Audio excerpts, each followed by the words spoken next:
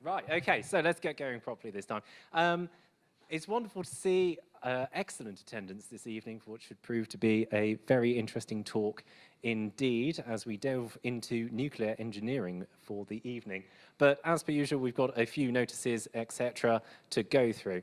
So just in terms of the minutes of the last meeting that was held on the 16th of February, again, very good attendance with lots and lots of interesting questions asked. Vote of thanks, Norman Jackson. Closing remarks, Steve Martin. Can we take that as a record of the last meeting? Excellent.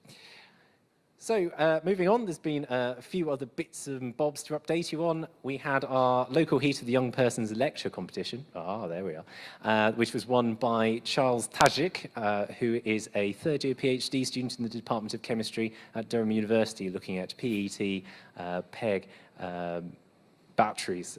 So that's a really interesting chemical battery system project. He won the Heat and is off to the Northeast Regional Final in Sheffield at the end of the month, and we wish him all the best with that.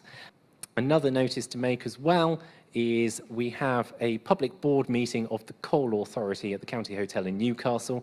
That's next, is it Thursday? Friday, sorry, I shall update that later. Friday the 24th of March, there's a sign-up link via the Coal Authority Eventbrite and also going around in our newsletter, and we'll advertise that further as well. Our next lecture is in April on the 20th. That's on a joint lecture with the Institution of Mechanical Engineers on machine learning. That should prove to be quite interesting as well.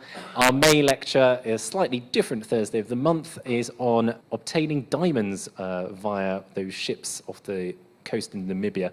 I remember meeting the chap who did his PhD on Aeolian diamonds at Durham, and of course, once they get blown into the sea, you can hoover them up with a big ship, and that's by Keith Hutchinson, who's a great friend of the Institute as well.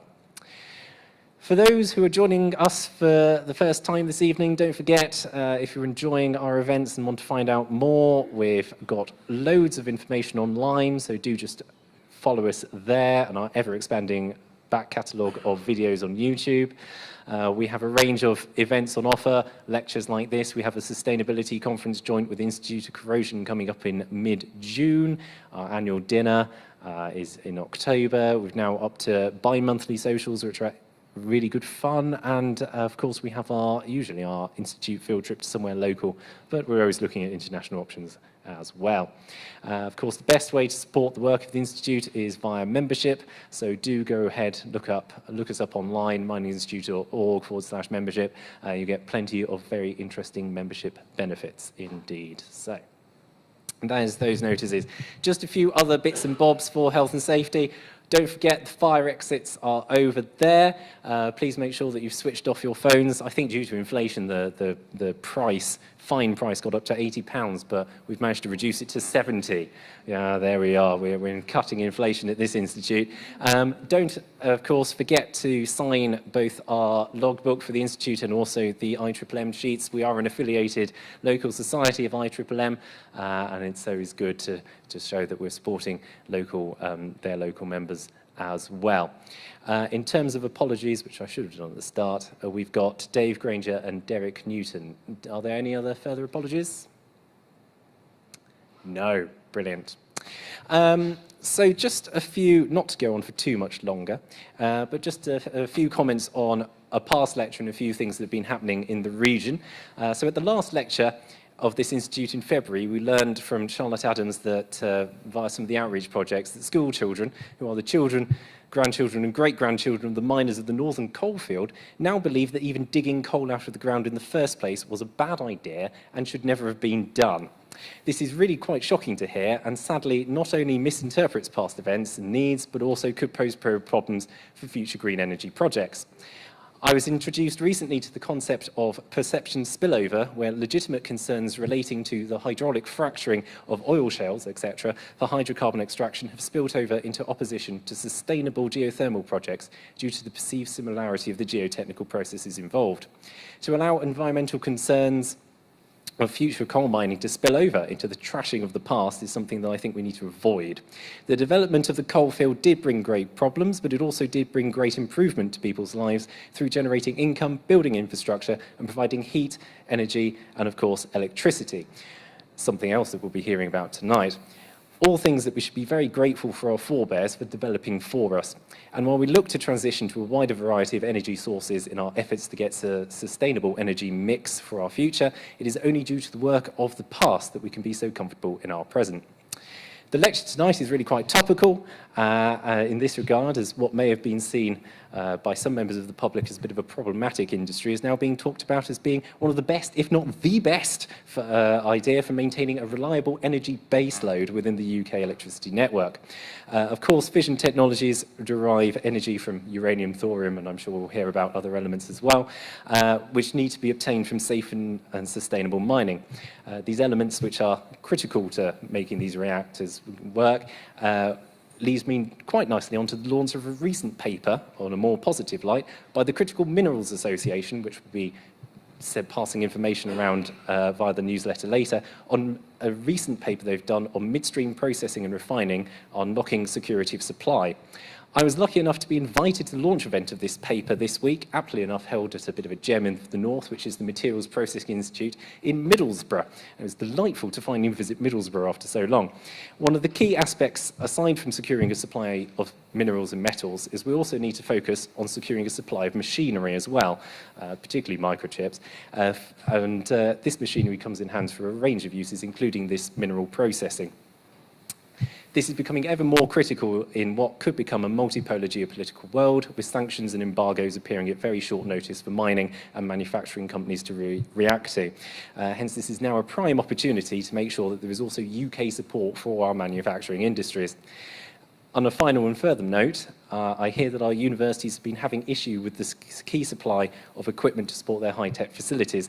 In particular, key specialist vacuum pumps and compressors required to keep equipment running. If anyone has any suggestions for UK-based and owned manufacturers of such equipment, then I'd be very grateful to hear from you at the usual Institute address.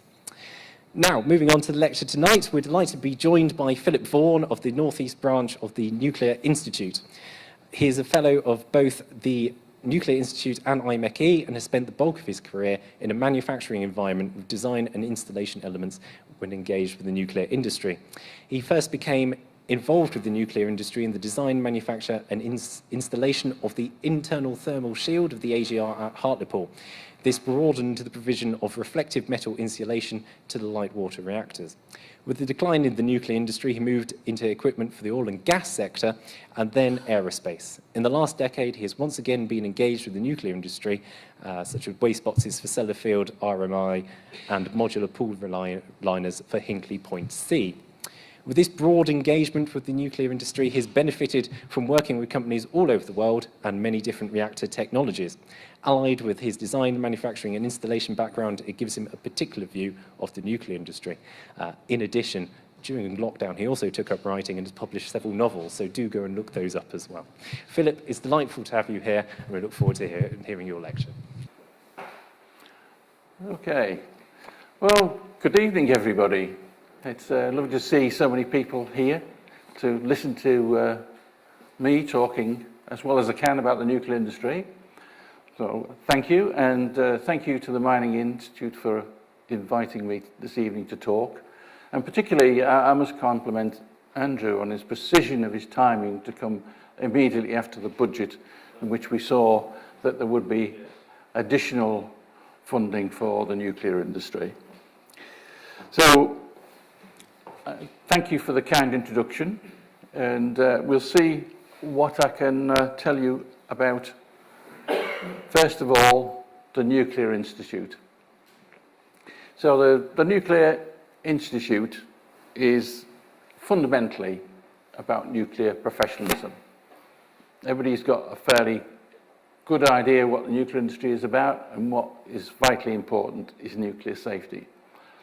So everybody involved with the Nuclear Institute is really has to be as professional as possible.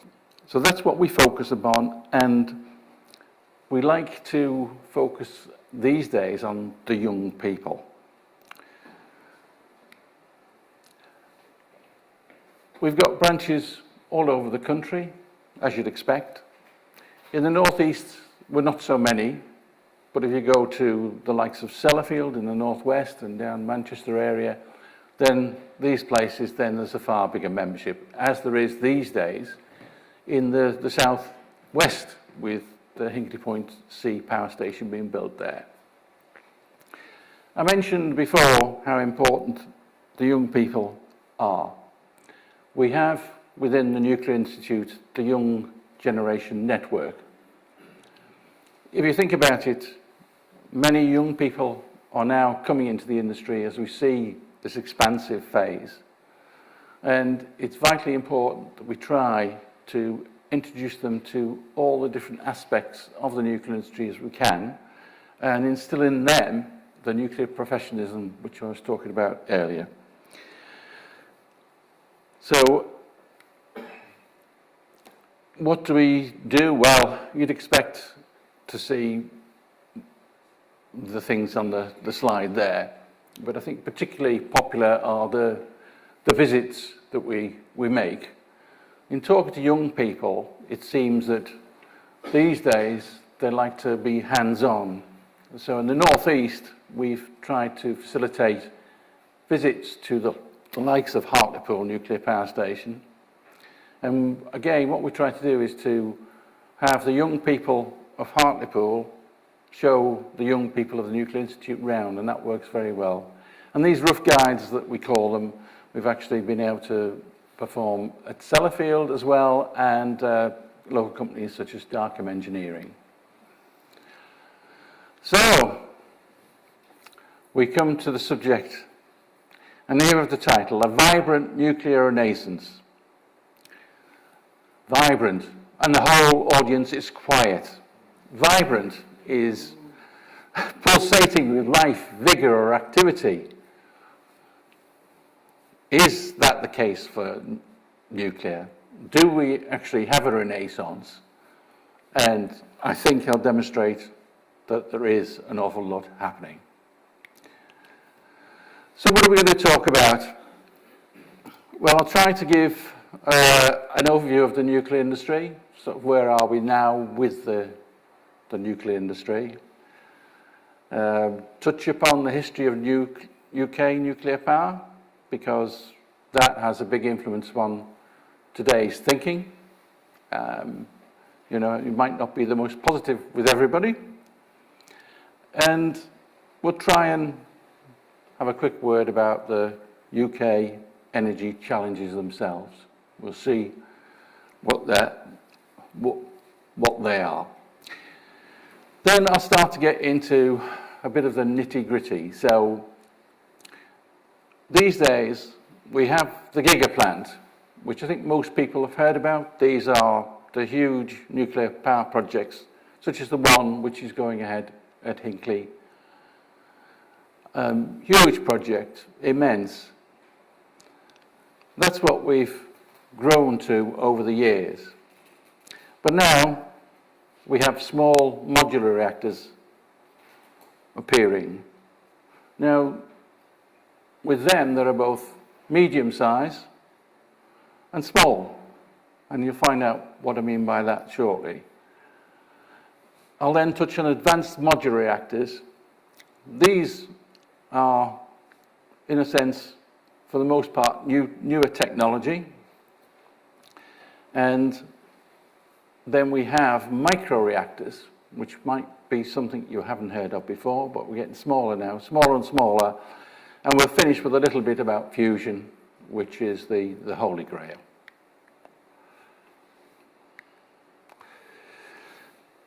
The nuclear industry is wide-ranging.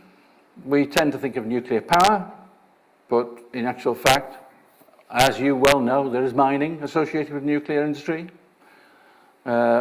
People are familiar with the medical aspects of it. There's a huge amount of scientific research goes on, and of course, defence is always there. Many countries now are looking at nuclear power. Turkey are building a nuclear power plant. They are Russian.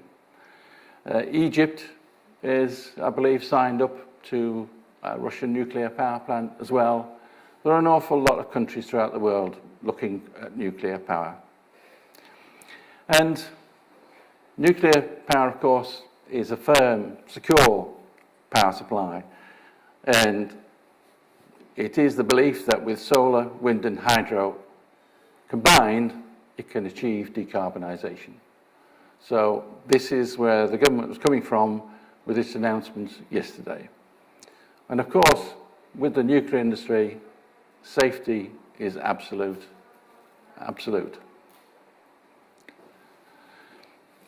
Well, we've got to have mining, haven't we? You've got one slide on mining anyway. So you probably know more than me about this because it doesn't feature in my world at all, but it's there. And the good thing about mining is that you'll see that there are friendly places like Canada and Australia, so we can be sure that we can get our uranium from them.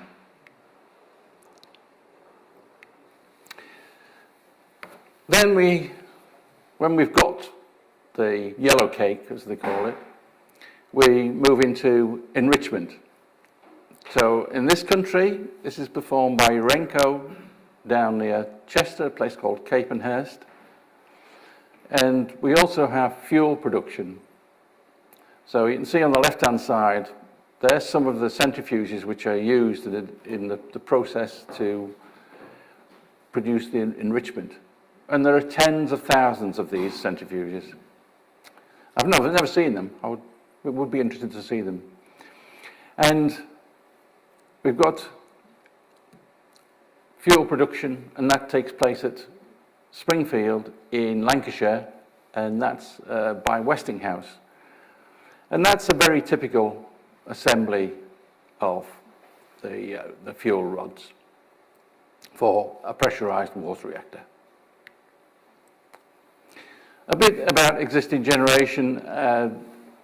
Really, it's in decline in the UK.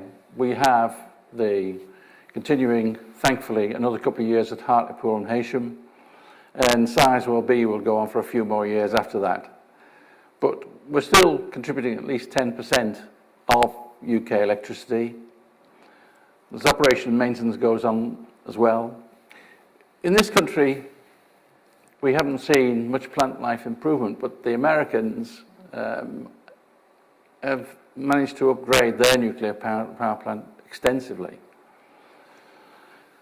And as I mentioned, we do see a plant life extension in the UK with the Heysham and Hartlepool. New build. New build, we've got activity perhaps more than you'd expect is taking place throughout the world. I mean, these are places like China and Russia, of course, but there are over 57 reactors under construction. Flamanville in France is being completed, which is similar to the HPC. And we are building Hinkley, and as was announced yesterday, that the government is keen to move ahead with Sizewell. Hopefully we'll see some of that in the summer. And then the next wave, as I mentioned, could feature the small modular reactors.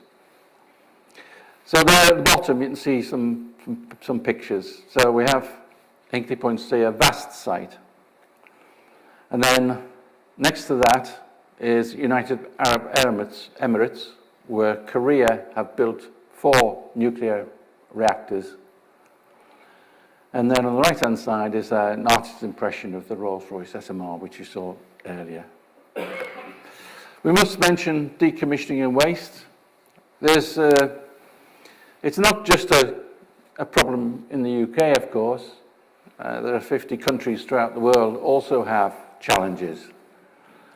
We spend about £3 billion a year on decommissioning, most of it at Sellafield, and of course anybody who's involved with Sellafield appreciates what a huge challenge that is. It's predominantly legacy waste which comes from a wholly different era, a time when the focus was really upon processing the uranium to get bombs, basically. We see next to that what it means in terms of local manufacture. There is what's called a 3-meter cube box. And that is one of the containers in which waste will be stored. And you can see next to that is the, again, an artist's impression of the geological disposal facility. We still don't have a site for that. And the last I heard, it was going to be something like 2040 before it could be completed. And the last cost I saw was in 2011, it was over £12 billion. So it's, but it's got to be put somewhere. And a quick mention of defence to complete the picture, because that's Aldermaston, but on the right-hand side, we've got the submarines. That's over at Barrow. There's an awful lot of work goes in with those. Research and development and medical, again, a quick mention, because there's an awful lot of work still goes on in fundamental atomic research. On the top right, you can see the European spallation source. I don't really know what that does, but that's a big facility in Sweden, and there were several UK companies contributed to that. Fusion we'll mention later, advanced nuclear technologies, but also medical is vitally important these days, as most of us appreciate. And there's a picture down there of Petten in Netherlands, and they produce about 60% of European requirements, and they are going ahead with another nuclear reactor themselves, purely to produce the medical isotopes. So we'll start to delve into the history, because the history is very important in the nuclear industry because it's had such an influence on our views on the nuclear industry. It all started with the first nuclear power plant in the world, Calder Hall. Then we started to roll out the Magnox reactors, and they were about 200 megawatts approximately. Then we scaled up. We got to 600 megawatts with the advanced gas-cooled reactors. And we followed on with Sizewell B. In the 90s, 1995, the solitary pressurized water reactor, 1200 megawatts. In the 2010s, that's when we were talking about a renaissance. People were appreciating that nuclear power had a part to play in the future of UK power generation. And it took a long time to reach to the stage where Hinkley Point C got the go-ahead. And after that, or in parallel with that really, there were failed attempts to build Westinghouse AP1000 and the Hitachi GE ABWR and the Chinese Hailong. This was a time which we thought there was going to be lots of things happening again, but they failed. A little bit of detail on each one of those. Calder Hall. It was before my time, but the expression I believe we used was no need to meter electricity. And there we see the Queen Blessa opening Calder Hall all those years ago, the start of the nuclear industry. And then, as they would roll out the Magnox reactors, in actual fact, they didn't go too badly. Quite a number are built successfully. But then we scaled up to the advanced gas-cooled reactors. And you'll see there, Dungeness B. It's a favourite of mine because that's one where I started to have some responsibility. And so, yes, it's sad to see that what I was building is now shut down, but that's what happens. But started, ordered in 65, completed in 1983. And we'll use that as an example because I was very closely involved with it. And it was a big project, but it was a solitary design. Then Hinkley and Huntston were different designs, and Hartlepool and Haysham were different designs. And the design for Dungeness B wasn't complete. When I became involved, there was a huge amount of development work taking place in parallel with the construction. This is just not the way, from an engineering perspective, to do things, as you all appreciate. So as we go through each of the dates there, I've tried to give the picture of just how long it was taking. So going bigger has taken longer. And their size will be, that didn't go too badly, but it's the only one. There was meant to be 12, but of course Chernobyl happened. So we've got the history. It's not an altogether favourable history of nuclear, but now we've got some more challenges for us. Security is something now, I think, which we all appreciate. We're all paying these very high prices. We're concerned that we wouldn't have gas. So it's security of supply, and I suppose we can say sovereignty as well, because we do import about 10% through interlinks, which is quite a lot of our power, really. It's not all the time, obviously it ebbs and flows. And as I touched upon, the cost of energy affects us all. And if we're looking at nuclear power, the cost of construction of a nuclear power plant, we're talking about £20 billion for Hinkley. Yeah, that's a lot of money. And then it takes a long time to build one of these large nuclear power plants. So we've also got the pressure from net zero by 2050. I think the majority of people now appreciate that climate change is occurring and we need to do something about it. And there's no doubt that nuclear's got a part to play. So how can nuclear help? We think it easily addresses security of supply because when you fuel up a nuclear power plant, you don't have to refuel it for quite some time. So we wouldn't have the problem of being worried about supply of fuel. In any case, as you saw before, we have uranium deposits in places like Canada and Australia, and I don't think we're going to be falling out with them, are we? So the next question is, can nuclear maintain or even reduce electricity prices? You would say, not on what you've seen so far, perhaps not. The construction costs are too high. How can they be reduced? And can the construction time be shortened? And what can nuclear do for net zero? So, conveniently, Andrew timed this so we had the budget announcement yesterday to be nuclear by 2050, of which Hinkley C and Sizewell C are the only commitments.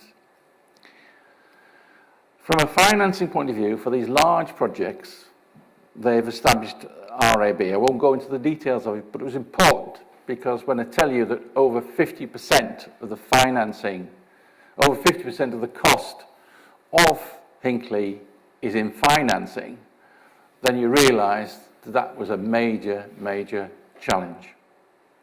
Because you're just spending money because you need to borrow the money.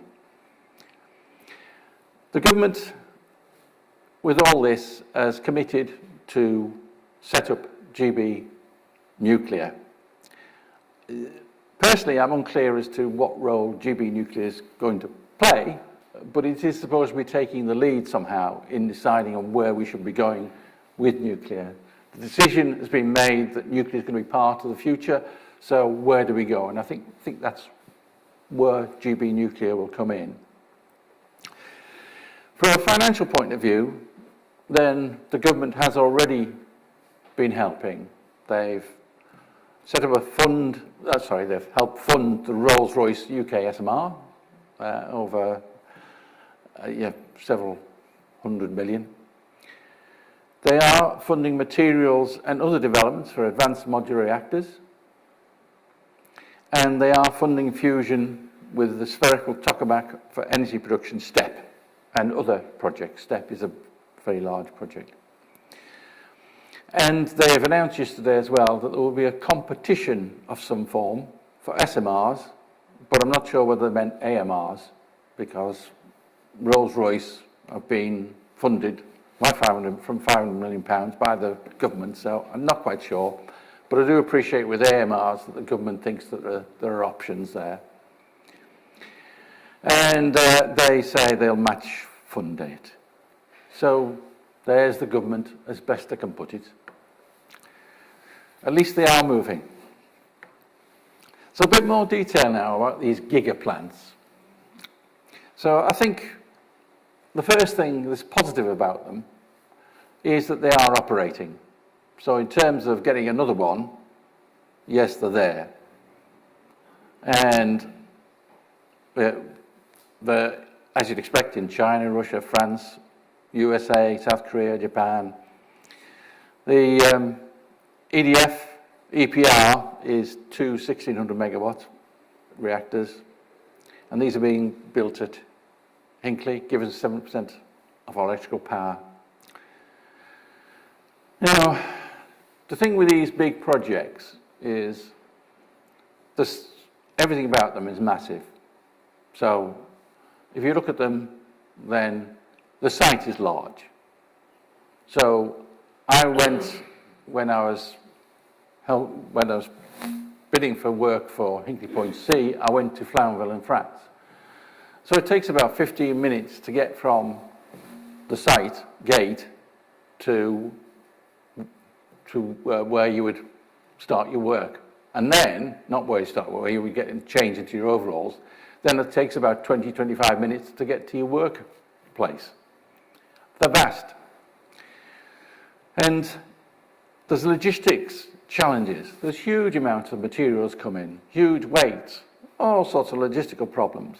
Even for the workers themselves, as part of the costing, if you're doing work on site, then you've got to recognise that it takes almost an hour for each worker on a bus to get from the park and ride to the construction site. So you can see a picture building up here that this is not perhaps the most efficient way of doing things. And bigger is not always better, because you've then got all the project management that goes with such complexity. You've got the organisation of all of these different companies on site and making sure they don't get in each other's way. Huge problems. So, hence you get to these very large costs.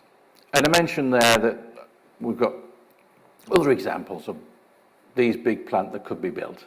The Westinghouse AP1000, which has been built in China and in the USA, and the KEPCO plant, which has been, as I mentioned, has been built at Baraka as well as in Korea itself. They could be built at Wilver. So, small modular reactors. Small is beautiful. These are in the near future. They're literally not very far away. And the reason for that is that generally of existing, well-proven technology, little fundamental development required.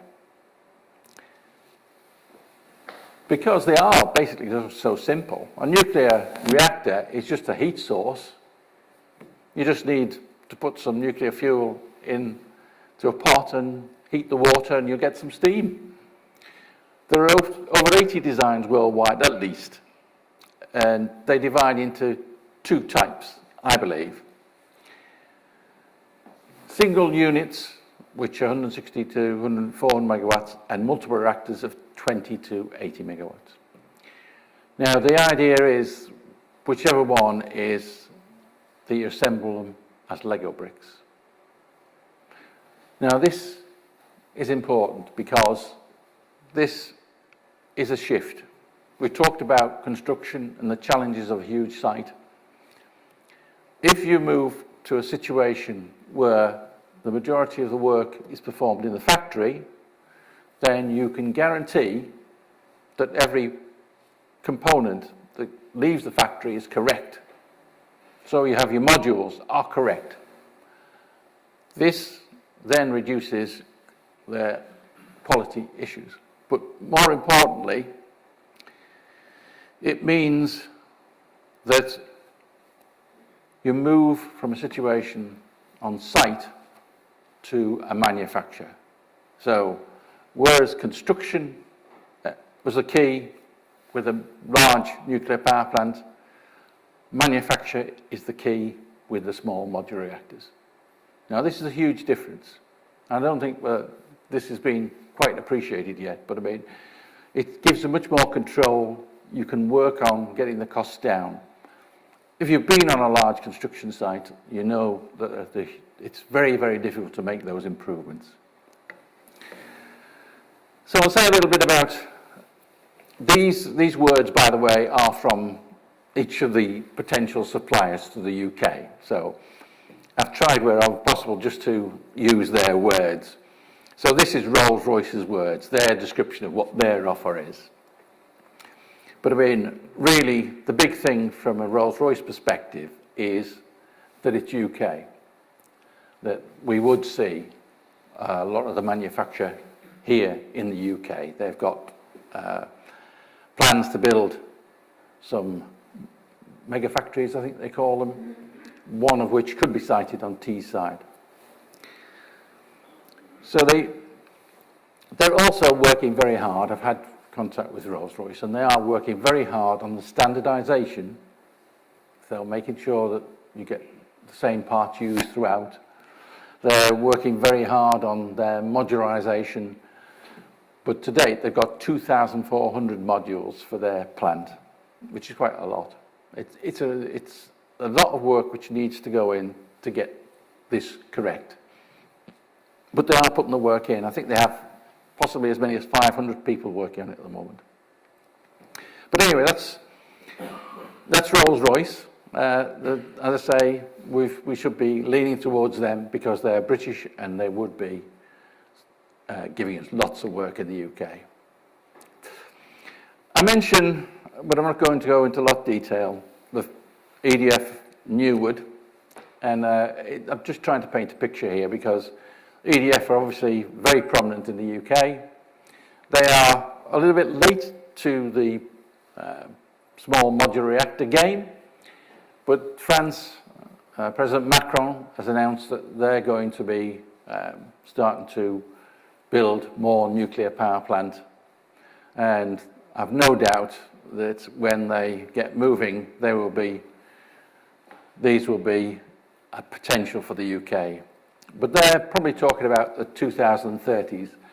And I don't know whether the Rolls-Royce slide said it, but the Rolls-Royce slide is early 2030s as well. So keep these dates in mind.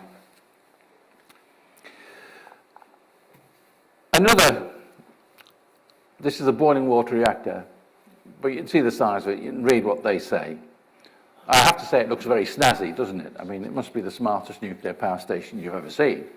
It's American, and they can lean very heavily on the work they did with endeavours as Hitachi GE to get a nuclear power plant built at Wilver. They went through what's called the generic design assessment.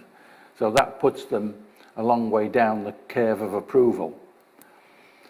They believe that this can be deployable as early as 2028 because it's proven technology and all they're doing is miniaturising what they've done before. That is not the UK. As I said, there's lots of people interested elsewhere. I'm not sure whether that's Poland or somewhere, but clearly these are big players.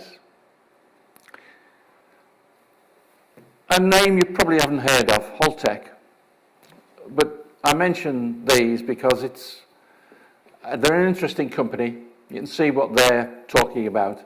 But what's important, I think, with this is, first of all, that the man who owns this company, Chris Singh, has built this company up to what it is now, which is quite a large endeavour. And they have manufacturing capability. They even have, if a site, Oyster Creek, which they've bought, and they can put a nuclear power plant on. Oyster Creek's New Jersey. This man understands his engineering, there's no doubt about it. And they are looking for some help from the US government. They want about $7 billion from the US government to move forward. So, you know, you're starting to get some big numbers there. But again, they see that they can get something in place for, 2029, I think they are. Now then, we move to something a little bit different. I mentioned that we've got the medium and the small. We're coming down in size now. So we've gone up to those gigaplant. We've gone to small. Now these are even smaller. This, again, is American. And these are somewhat novel because they integrate the steam generation with the reactor. And you can't see it here, but it's one vessel. There's a picture there of how it would look. You can see the slots there, and each vessel would fit into one of those slots. And the idea is that you put perhaps 6 or 12 or how many of these you want. But they, moving ahead, probably the first in the States would be 6 of these. I think that's Utah, I think, from memory. But they are well through the path of approval in the States. And again, they're looking for, before the 2030, to be completed in the States. Now, small, but even smaller. So hopefully you can see with the image there that that is comprised of many, many small plants. So these are even smaller. These are 20 megawatt units. And these people, again, I've spoken to these people. I'm from a manufacturing background, because now I can see we're moving towards the medium volume. If anybody's been to Nissan and had the benefit of seeing how things process there, you'd appreciate how slick things can become. So the view of these people is, look, a nuclear power plant is relatively simple. And if you make it smaller, then it's easier to make all the bits. And if you're making all the bits simply, then you can start to get into volume manufacture. I come from a manufacturing background. I can see how this could progress quite rapidly. I've been involved with products which have been with the company 20 years, and I reviewed them, and we got the manufacturing time to 1/10 of what they were previously. And this is what can be achieved with the application. So I can see here, and bearing in mind that we're moving to a new era, some call it the 4th industrial revolution, but where the strength of computer power, the ability to be able to measure things, perform inspection in all different ways, the automation that's possible means that the costs can be driven down, because you're not going to reach something like a Nissan. But having been involved, as say, in the medium volume manufacture in the aerospace, then I can see what the potential is here. Advanced modular reactors. So modular again. These are medium term, and these are medium term because in general there is some development work requires to be done. You can see that these are cooled by molten salt and molten sodium and lead and helium, and at very high temperatures. But there are benefits to that, and that's why they're of interest. Again, there are vast numbers, 200 designs worldwide apparently, at least 200. We'll deal first with the helium-cooled, and the helium-cooled so the helium-cooled high temperature, pressurized, helium cooled. There was early development here in the UK, and then the THR ran in Germany. Didn't run very long because they had some problems. And I was involved myself with what was going to be the follow-up to the THTR, and looking at temperatures there of over 900 degrees centigrade. There are big challenges. But I noticed that I've got a line missing here, because prominent in between the Chinese and the THTR, then in Japan, there's the Ori helium cooled reactor, which has got probably the best experience there is for the nuclear power cooled by helium. And interesting, perhaps, is that if you can recollect, at the start, you saw the fuel assemblies, fuel rod assemblies. For these type of reactors, they're what's called a pebble bed type, and the fuel is in the form of a ball. You can see there, it's a solid ball. You probably can't see the makeup, but it's a solid ball, and these circulate in the reactor. And these are about the size of a snooker ball, I understand. And so, very different to what the pressurized water and boiling water reactors use.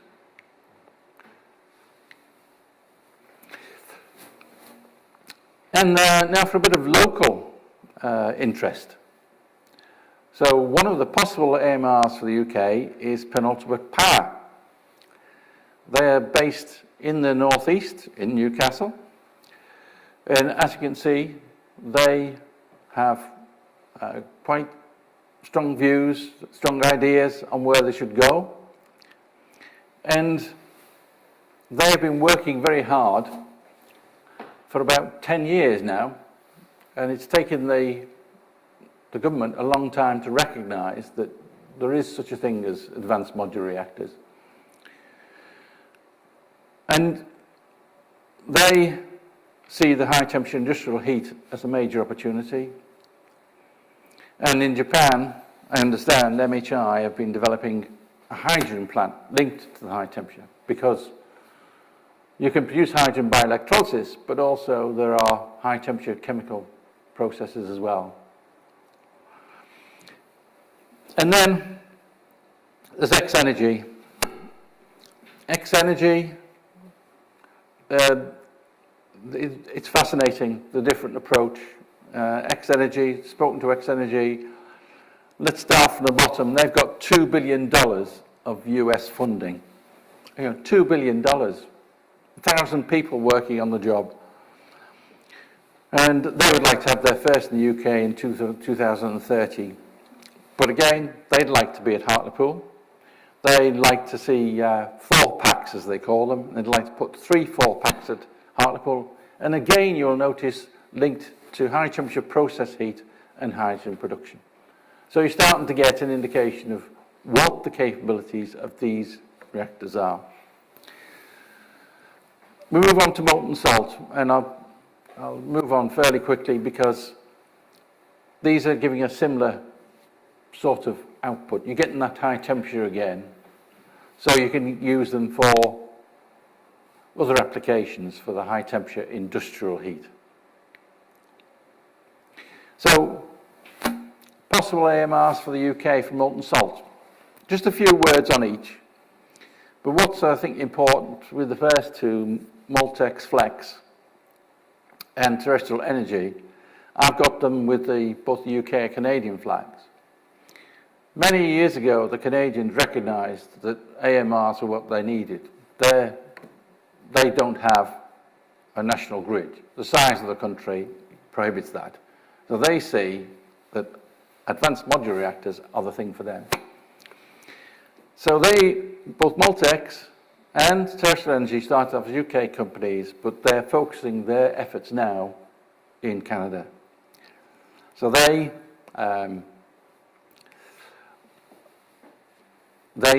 see that they could have theirs completed in the early 2030s. And I'm going to have to go back just to, I forgot to mention that Last Energy, with their approach, they believe that they can have a nuclear power plant up and running in 3 years. 3 years. Again, because I mentioned that because these are people who all have got quite tight time scales. And UK Atomics, they are actually Danish, the Copenhagen Atomics. They believe they can have a demo up in 2025 and a plant in 2028. They've got to get approvals on things, but this shows the ambitions of some of these companies around here. So when I was talking about vibrant, there's a lot of people here putting a lot of energy in, and they know they can achieve things. I'll just mention these in passing because, again, Westinghouse, a big US company, they've got the LFR. Nuclear, Italian, they only started in 2021 as a company. They've got £400 million worth of funding, and they say they can have a reactor up and running in the early 2030s. Wow. And then we have TerraPower's Natrium. This is a slightly different beast because this is sodium cooled and a fast reactor. It also has on-site molten salt as additional storage, so that gives them a boost if there needs to be. So they have the right partnerships. TerraPower, well, there's a Mr. Bill Gates who's involved with TerraPower. And they've also received $2 billion from the US government, and they have another $2 billion to put into the pot. So they say the cost of the plant is $1 billion, and it'll cost $3 billion for them to do the design and approvals and all of these sorts of things, all costed out. And they're saying by 2030. They did have 2028, but they had fuel problems, so it's gone back a couple of years. But you should be starting to get the impression now that there's some big players with big money, lots of effort going into it, and we might not see it here to the same extent, but it's happening. It's happening. And they've got a site, and, you know, I'm sure it will happen. Now, we're getting smaller and smaller. So now we have microreactors. And as you can see, the great thing is, you can just order one of these from B&Q and it'll be delivered at the bottom of your garden, bottom of your drive, you know, and just plug it in, you know. Now, these came about because the US Department of Defense recognized that they had tens of thousands of diesel generators for their military. And as you know, the US military likes to ensure that their personnel are comfortable. So they, I understand, have McDonald's and KFC and God knows what else. They need the power. But you can imagine as to, you know, the 10,000 of these things, dirty, smelly things, and not really what you want in the future. So they went out to the market, and they went to the process, and they've actually awarded a contract, and they will have one in operation next year, they say. Because, remember, this is military. And if you're military, you don't have the same rules and regulations. You just do it. So we'll come to them in a minute. But in the UK, we do have one microreactor, the Urenco U battery. And you have told the story about how penultimate power, how Voltex, how terrestrial power, terrestrial energy have been trying to sell their reactors. Urenco is the same. The U battery's been around quite some time now. And they have now decided that they're going to aim at high temperature heat. And in speaking to them, then they see, they've had people knocking at the door, particularly when the cost of gas went up. You think of all these high temperature industrial processes, whoa, if we had a nuclear reactor to give us the high temperature heat, which is what they can do. And they're looking at Canada as well, but their plant cost is targeted at less than 70 million. So much smaller, but you don't have the financing costs. I mean, it's small change, isn't it, 70 million pounds. Now, the Urenco is not intended to be transportable, but these next ones are transportable. And you can see this, the BWXT, BANR, they've always got good yeah, that word.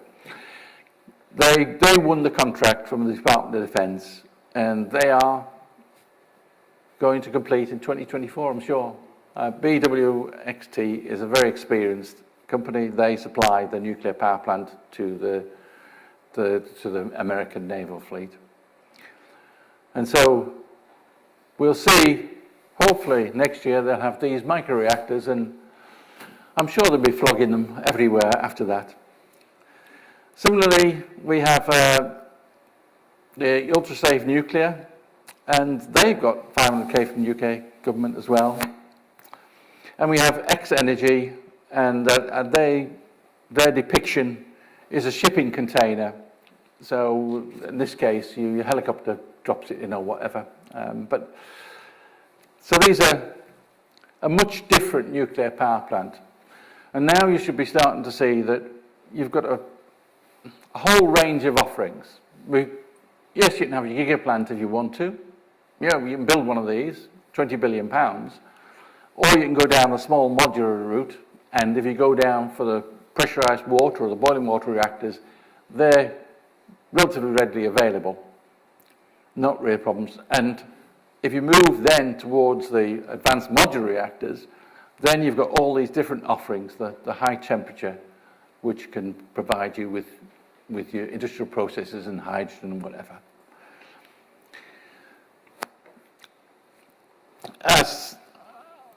There is an even smaller reactor set, which I'm not going to touch on because I know nothing about. There are actually space reactors as well, but we'll just park them because they're tiny.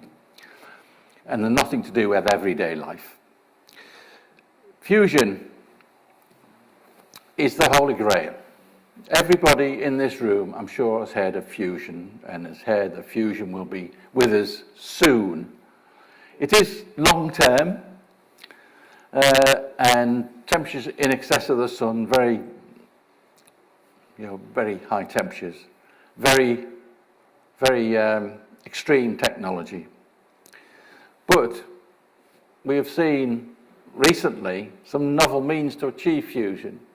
So there's a company which I'll mention briefly, First Light, and they're actually firing something at a target at 2/3 the speed of light, and they have achieved fusion that way. And very notable, I think, is the emergence of private companies. Now, this was something unheard of, but there are at least 20. They're listed in the Fusion Authority or whatever it is. There's at least 20, and 14 are in the USA. So we're getting that American bias again. But we do have private companies. And in the UK, Oxford's becoming a centre of fusion outside the USA. There's a map of the situation. There are UK projects developing technology. There's the STEP. This is supposed to be a commercial operation connected to the grid, and they're looking for 2040 as connection to the grid.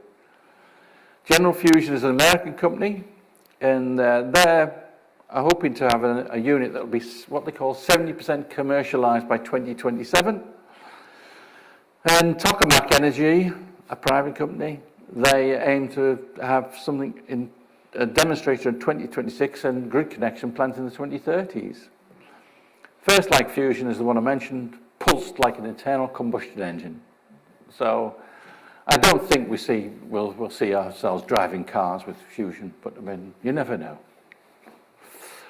So what do you think? Are you sitting there thinking, lots of things to consider here? Or are you going, what?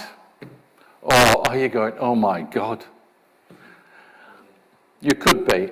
But anyway, perhaps it's time for questions if you have them. I'll try to answer them because I've got to say that, I'm trying my best here to cover what I hope you've seen is a very wide-ranging industry. And, we've now got nuclear renaissance, and you've seen, I've tried to cover lots of things. It is vibrant. If you don't see it yet, it's coming. So do we have any questions?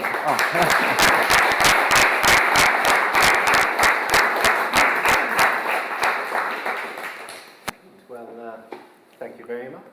That's a superb overview. I was going to ask a question about, of course, hydrogen has issues if you want a national scale network, but certainly for small industrial use, seems a nice way forward. But I think you've probably already answered it.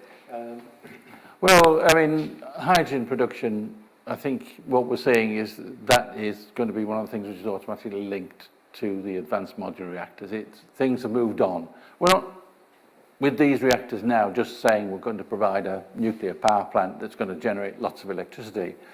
We're now saying that it's got the ability to provide you with the process heat. And as I say, I don't know enough about the chemistry of them, but the high temperature hydrogen production is supposed to be more efficient than the electrolysis, whatever.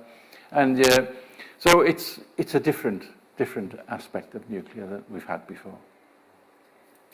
Brilliant. Right, so do we have any questions? Yes, we'll just wait until Paul gets. There we are. Just let us know your name and whereabouts you're from. Michael Grave, I'm retired with the Nuclear Institute. One of the big issues, as you pointed out over and over again in the talk, has been the high cost of the very large plants and whatnot, and even fairly moderate cost for some of the others. So it's been difficult getting investors and banks, to invest in the nuclear program. It seems to be everybody in the dog are throwing money at research and development.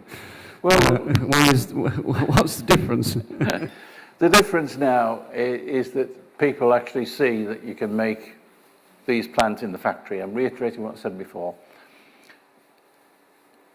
If you've been onto a large site and seen a site, it is quite intimidating.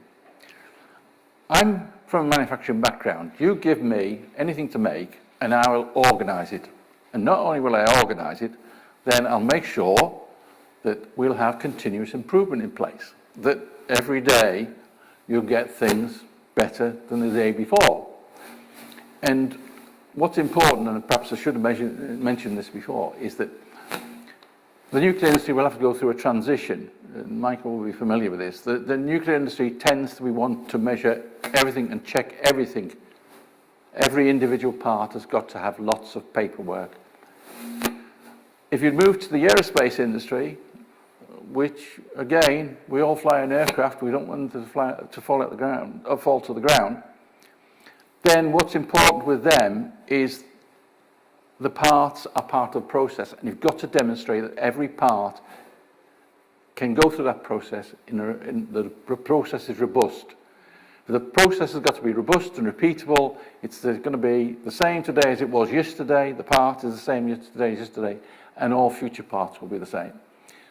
That's where you start then to move forward with your cost reductions as well, because you're starting to manufacture in a very efficient manner. But most importantly, if you're doing it in the small and you're doing it in the factory, then it can all be organised, all manufactured, all correct, if the jobs are good.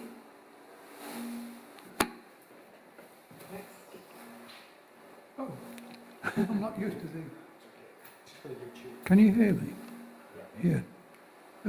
I spent most of my life in the nuclear industry, but I was very depressed and upset when the government more or less abandoned it in 1989, 1990. That was when the pressurised reactor was being built at Sizewell. I'm amazed at the amount of activity that is going on, Vibrant. which you never hear about at all. So thank you for that. But you haven't mentioned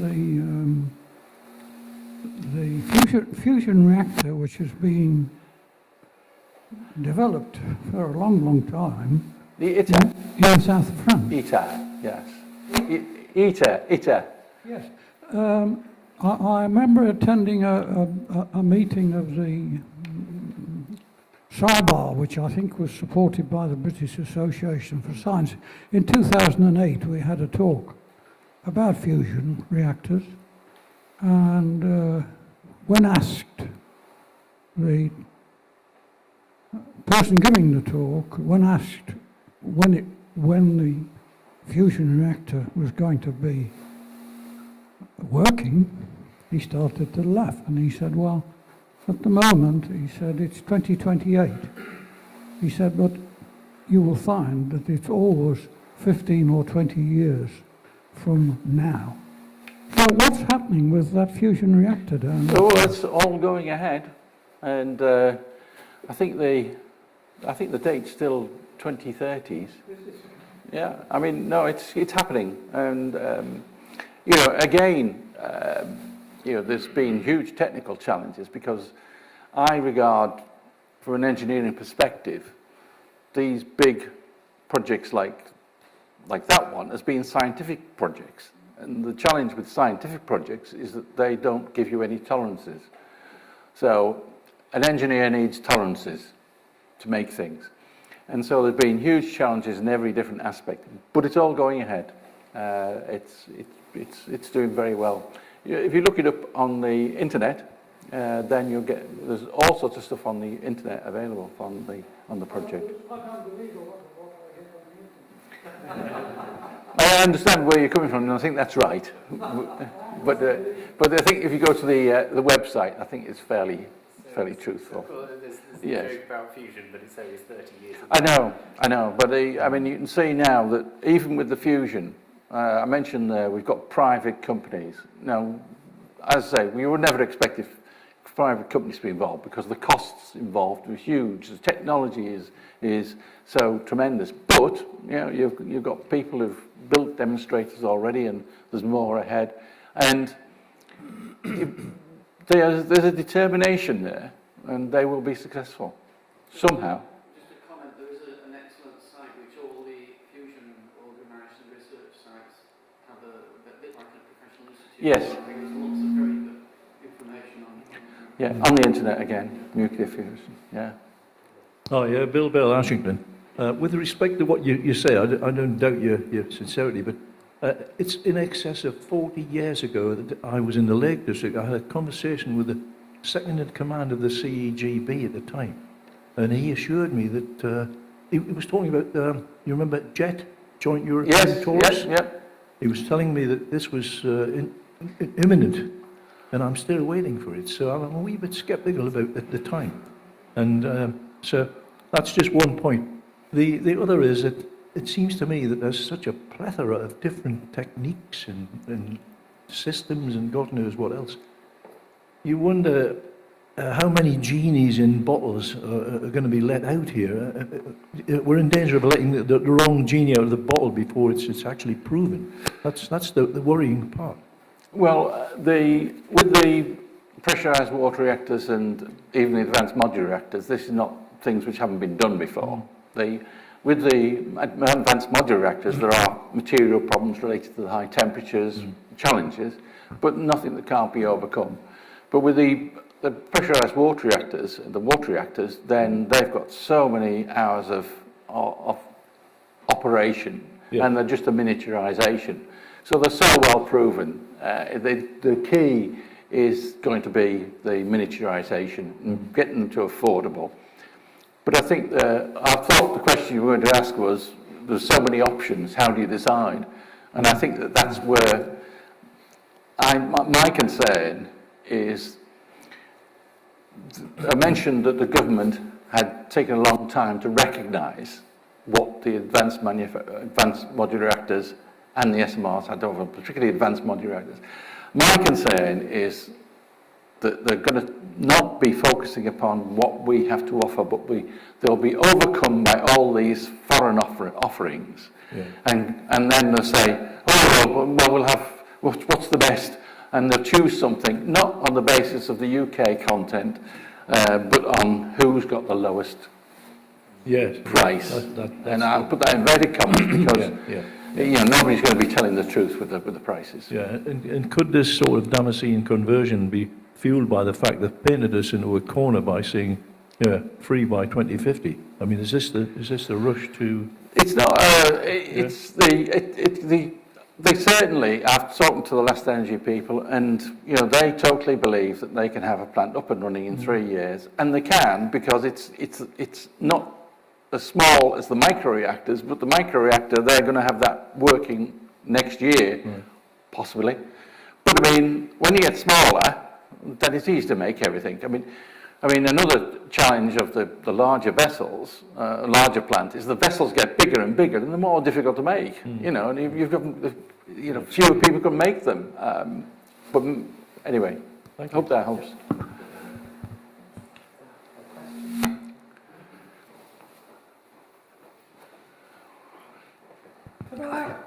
Hang on a minute, hang on, it's my turn. Just be quiet. Thanks, Philip. I just want to ask a question. The problem with the development of any of these is the decisions that politicians make. And some of us know that, you know, they're not the brightest kind of people with engineering backgrounds. And I was just wondering, the planning laws as they stand, you said you could get one of these small plants up and running in 3 years. Yeah. It can take 3 years for a planning application to go through. Oh, there's So, absolutely. you know, Yeah. it's just a guess. Yeah. You know, once we've got planning permission, then we can do it in 3 years. Yeah. But it's getting that planning permission and the objections that go with it and the inquests that go with it and what have you. Have you got any thoughts on that? Absolutely, totally agree. I mean, every nuclear power plant is supposed to go through a generic design assessment at the moment. And I think part of the competition that they're organising is to try and reduce the number of companies that would go through the GDA process. Because they've got limited number of people that can actually go through that nuclear power plant and say, you know, well, this is okay. And has the government indicated that they'll do anything about the plan? They have the powers to short circuit if they wanted to. yes, I mean, I think that in the background there are companies pressing for an alteration to that. I'm absolutely certain of that. And wherever that plan's going to go, the MPs for that particular area will have an objection against it. So it depends on which government's in and how strong they are. It's a minefield. Well, it's a minefield, there's no doubt about it, but they're first considering the nuclear licensed sites. So I mentioned Hartlepool, so that's a nuclear licensed site. Putting another nuclear power plant on there is okay. But you've still got a lot of paperwork to do at the moment. Malcolm Tilley, I had 6 years or so with the nuclear industry back in the 1950s and 60s, Hunterston and Tokai Muro. But what I'm thinking about is the numbers that you have quoted on the screen in terms of cost. Now, in the 1960s, we were going to build a reactor at Hunterston A for £36 million, I think. Came for a lot more than that. And I just wonder how much escalation we can expect to see in the numbers that you have quoted up there, particularly as we're now into a high-cost area in the 21st century. I think it's going to be dependent on the size. I think, as I mentioned, the challenges that you have with a large construction site and the construction element dominates. Whereas the more you can move to a factory environment where you've got control and where you're actually doing multiples, then the costs will come down and will be controlled. You know, I've worked in a manufacturing environment supplying to all all of the big names you can mention. And, you know, it does focus the mind when somebody's saying, get your price down. You know, yes, you've got the work because you've done it before, but you've got to get the price down. And if you can get the culture in place where the whole team is working to get the cost down on a regular basis, then I am absolutely confident that the way forward will be that those costs can be achieved and can be driven down if the majority of the work is in the factory. As a follow-on from that, policy in this country has been a little bit slow from about 1966 onwards. And I wonder how much of an influence the environmental lobby has had on government policy, which has restrained atomic energy development. I don't know about that. I don't know. I think we're in a different environment now. We have to go with where we are today. And the government has recognised that climate change is occurring, net zero 2050, and nuclear needs to be part of that if we're going to achieve it. I think I was just wondering, do we already have small nuclear reactors in the sense that we have reactors in submarines and in ships Yes. at the moment? And Yes. is that technology not readily available and transferable? The answer is yes and no, because many years ago, because I was involved with the nuclear submarines and worked closely with Rolls-Royce, then I'd say to my colleagues in Rolls-Royce, well, when are you going to go down the route of these other companies with their small modular reactors as emerging? And I said, surely it's easy. And they gave me all sorts of technical reasons about neutron fluxes and power and all the rest of it. But fundamentally, yes, I mean, you know, you've still got a reactor and you've got steam generators, and it's yes. And for your information, you won't be surprised to know that Russians have got one which actually operates on a barge. So, and the Chinese have nearly completed theirs, I think. And yes, there's all. We don't talk about the rest of the world. So we do have them then, but so We don't have them, but they. Well, we have nuclear ships or nuclear submarines. We have nuclear submarines, yes, and the technology is the same, but it's to do with the power densities. Hmm.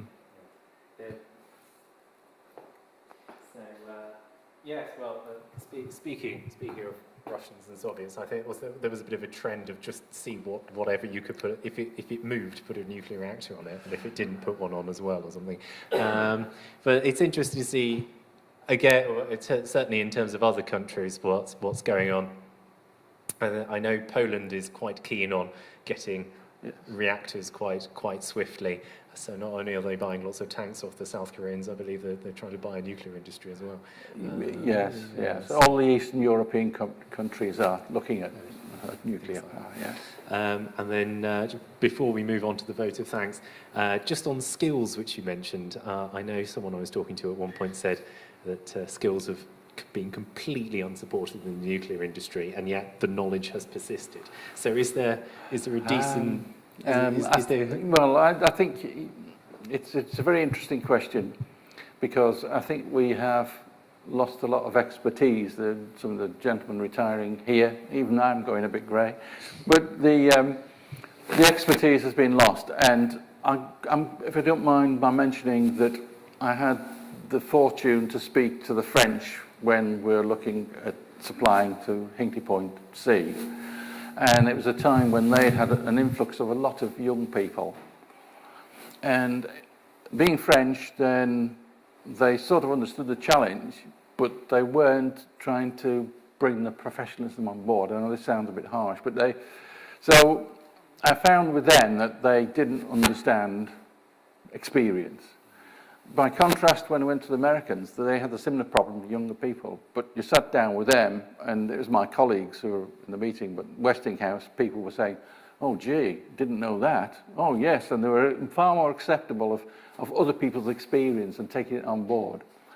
But we have lost a lot, and certainly I think it's in all sorts of different aspects. But if I've got to go back to if we're making them in the factory, then we're going to a different era. So first of all, the skills to make these things in the factory are the skills which exist already. And we've got to recognise that if you're going to build a factory now for this generation of nuclear power plant, you've got to be looking at the fourth industrial revolution and be integrating all the digital aspects that you can.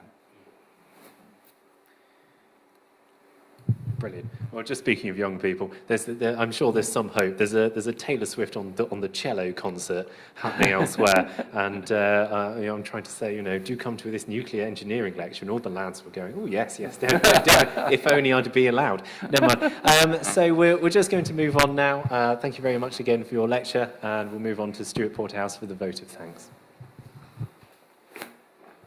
Thank you, Philip. Thank you very much. It's my pleasure this evening to give the vote of thanks. Where do I start? You've covered that many subjects this evening. But you did start when you said that it's a vibrant nuclear renaissance, a very wide industry. And you covered it. In fact, you went on quite a long time about it, and I'll be quite honest, quite a few of us are quite lost off the number of alternatives you can get. But the one important thing that you did show was the young generation network. Vibrant, pulsating with life and energy. Now, that reminds me of the time when I was vibrant, pulsating, with life and full of energy. And it was in the early 1960s when I was a member of the North of England branch of the Institution of Mining, Electrical and Mining Mechanical Engineers. And we paid a visit to Calder Hall Nuclear Power Station. And on the visit there, one of the engineers that were taking us round, he showed us a small part of the fuel rod that had been actually used. And he was saying, well, how much coal do you produce at your collieries? And we came up with a figure, about 50,000 tonne. Well, he says, that little bit there is the same amount of energy as what that 50,000 tonne is. And I looked and I thought, maybe I've joined the wrong industry here. But then shortly after, as Malcolm said, everything seemed to go downhill with nuclear power. And so we are where we are now. But obviously, I think nuclear has a very important part to play together, as you said, with solar, wind and hydro. I just look forward to the future, where I don't think some of us will be around in the 2050 to see what actually comes at the end. But I'd like everybody to join me in thanking Philip for an excellent talk tonight. Thank you very much, Philip.